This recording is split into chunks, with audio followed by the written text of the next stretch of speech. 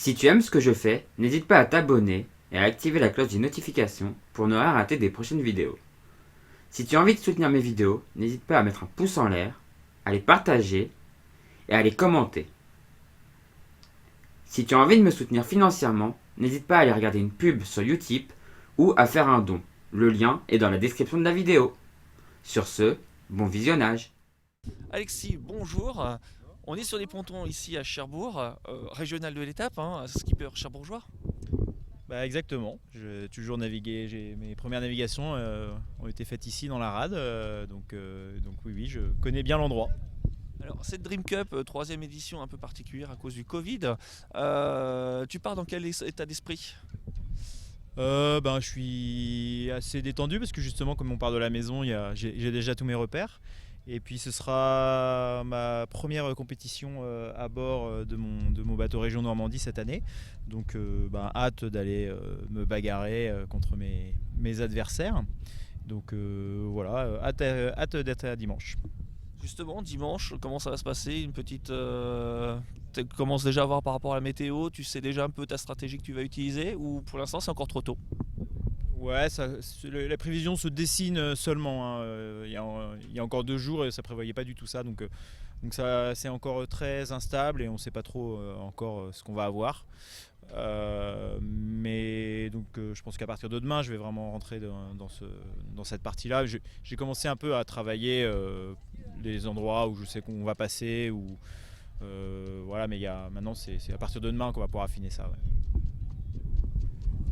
Et justement, est-ce que tu observes de très près les bateaux qui peuvent être tes concurrents les plus sérieux? Ah ben, c'est un peu le principe de la classe Figaro Beneteau, c'est qu'il faut se méfier de tout le monde. Tout le monde est très bon et comme on a tous les mêmes bateaux, tout le monde est censé pouvoir gagner. Oui, après il y en a beaucoup avec qui je m'entraîne le reste de l'année. Donc je sais déjà un peu de qui il faut se méfier.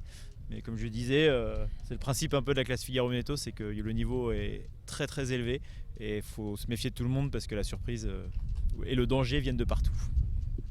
Et à quel moment la course peut-elle changer? Est-ce qu'il y a des endroits vraiment comme le départ ou à moitié à mi-course ou à quel moment ça peut vraiment basculer? C'est un peu souvent comme ça en course au large, c'est que ça peut basculer à tout moment et jusque dans les derniers mètres. J'ai déjà perdu ou gagné des régates à 100 mètres de l'arrivée. J'en ai déjà perdu ou gagné à mi-course. Enfin, ça dépend beaucoup des conditions météo. Des fois, on peut partir avec une renverse de courant et jamais revoir les concurrents, ou c'est les autres concurrents qui s'envolent et on les revoit jamais. Des fois, ils peuvent s'arrêter à quelques mètres de la ligne d'arrivée et nous, on peut les déborder à la fin.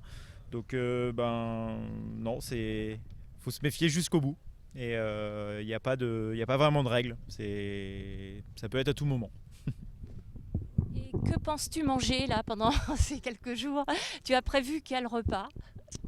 Alors j'ai des plats lyophilisés, je crois que j'ai un plat au curry, je dois avoir des pâtes et puis après beaucoup de fruits. En gros on mange pas aussi bien qu'au restaurant, mais par contre on essaie d'avoir des plats qui sont faciles à faire. Donc voilà, mais on mange mieux à l'arrivée, hein, ça c'est sûr. Et des petits plaisirs, est-ce que tu as amené des petites barres gourmandes ou des petites choses comme ça? Non, je vais peut-être avoir quelques petits bonbons. Non, mais ouais, pas beaucoup. Bon, on essaye déjà de gérer l'alimentation parce que la course à large, c'est quand même un sport qui demande, c'est le sommeil rentre en compte et l'alimentation rentre en compte dans la performance. Et donc, faut rester assez sérieux en fait et gérer son alimentation parce que quand le bonhomme n'a pas assez mangé ou trop mangé, ça joue sur le sommeil et donc faut savoir gérer ça aussi quoi. Et peut-être une dernière question. Au niveau physique ou mental même, et mental je dirais, tu suis une préparation de combien de mois avant le départ? C'est un peu toute l'année. On passe beaucoup de temps à l'entraînement, hein. Là, on a eu une période un peu particulière parce qu'on était confinés chez soi, mais ça m'a pas empêché de faire du sport et tout. Et parce que en fait, tous les muscles sont sollicités à bord du bateau. Et, la blessure pour un mal de dos, un machin, puis les voiles sont quand même assez lourdes. Et puis le bateau, il est très exigeant physiquement, tout est dur et puis on se cogne facilement.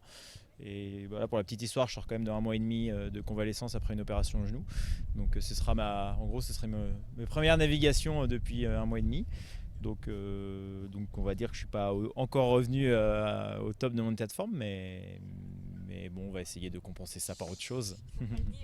Oui, mais au contraire, je fais semblant de me plaindre pour les endormir. Mais...